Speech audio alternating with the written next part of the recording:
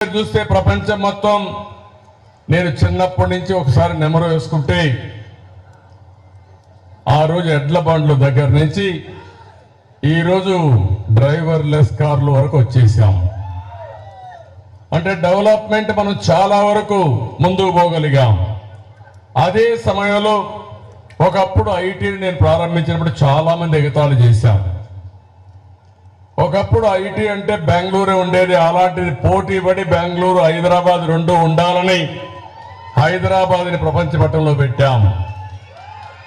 ఈరోజు మీరు చూస్తే ఇండియాలోనే కాదు ప్రపంచంలో ఎక్కడ పోయినా నలుగురిలో ఒక ఐటీ ప్రొఫెషనల్ ఇండియన్ ఉంటే, ఇంకా నలుగురిలోనే కాదు ముగ్గురులో ఒకరు ఉంటే దాంట్లో ప్రతి ఒక్కరు ముగ్గురులో ఒకరు ఆంధ్రప్రదేశ్ నుంచి వచ్చారు, తెలుగువారు వచ్చారు. ఇది గర్వకారణం. ఇది అయిన తర్వాత ఈరోజు నాలెడ్జ్ ఎకానమీ, ప్రపంచం మొత్తం నాలెడ్జ్ ఎకానమీలో ముందుకు పోయే పరిస్థితికి వచ్చాం. నాలెడ్జ్ ఎకానమీలో ఫార్మా కానీ బయోటెక్నాలజీ కానీ ఏ సెక్టర్ తీసుకున్నా నాలెడ్జ్ ఎకానమీ కూడా ఐటీ బ్యాక్ బోన్ గా తయారైంది.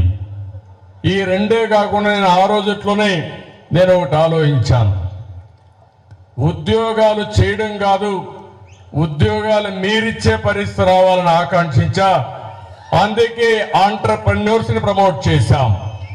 ఈరోజు నేను గర్వంగా చెప్పగలుగుతున్నా, ప్రపంచంలో ఏ దేశానికి పోయినా మన వాళ్ళు ఉద్యోగాలు చేస్తూనే వాళ్ళే పెట్టుబడులు పెట్టి స్లోగా ఆంటర్‌ప్రెన్యూర్గా తయారయ్యారు, స్టార్టప్ కంపెనీలు పెట్టారు, బ్రహ్మాండంగా రాణించే పరిస్థితికి వచ్చారు. ఇక్కడ మనందరం ఒకటే గుర్తుపెట్టుకోవాలి, తెలుగు వారు ఎక్కడున్నా వారికి ఒకే పిలిపిస్తున్నా. నేను భారతీయుణ్ణి, ఏమి లేదు. ఎస్, నాకు సత్యం తెలుసు కాబట్టి చెప్తున్నాను. నేను I know the hard fact. ఐటీలో ఏం జరిగింది తెలుసానండి హైదరాబాద్కి? అసలు అవి ఇన్ని లేవు. కొన్ని ప్రముఖమైన కంపెనీలు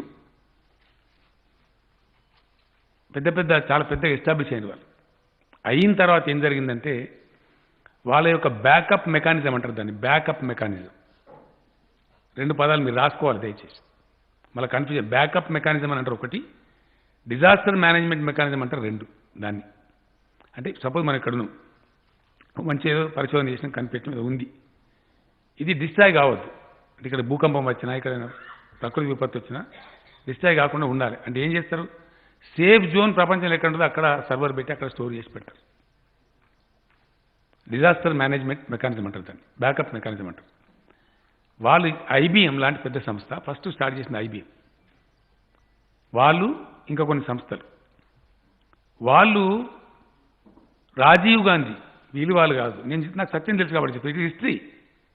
రాజీవ్ గాంధీ ప్రైమ్ మినిస్టర్గా ఉన్నప్పుడు వాళ్ళ యొక్క పరిజ్ఞానం ద్వారా వాళ్ళు ఎంక్వైరీ చేసిన మొత్తం గ్లోబ్. అప్పుడు సెస్మలాజికల్ అంటే భూకంపాలు అతి తక్కువ వచ్చే ప్రాంతం ఏది అంటే హైదరాబాద్ సిటీ, డక్కన్ ప్లేటో. అతి తక్కువ భూకంపాలు వస్తాయి, సముద్రానికి అంత క్లోజ్గా లేదు కాబట్టి తుఫాన్లు, భయంకరమైన తుఫాన్లు రావు.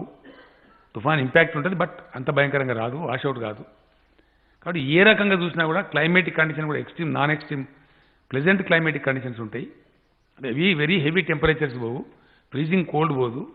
ఇటు అనేక అనుకూలతలు అని చెప్పి వాళ్ళు గుర్తించి హైదరాబాద్ను వాళ్ళు సెలెక్ట్ చేసుకున్నారు. రాజీవ్ గాంధీ కూడా సెలెక్ట్ చేయాలి. వాళ్ళు సెలెక్ట్ చేసుకొని రాజీవ్ గాంధీని రిక్వెస్ట్ చేసిన, వాళ్ళ దేశ ప్రధాని కాబట్టి, మీ దేశంలో పలానా చోట హైదరాబాద్ అనే సిటీ ఉంది, అక్కడ మేము మా డిజాస్టర్ మేనేజ్మెంట్ మెకానిజం పెట్టుకుంటాం, మా సర్వర్స్ పెట్టుకుంటాం, మాకు పర్మిషన్ ఇప్పియండి అని అడిగినారు.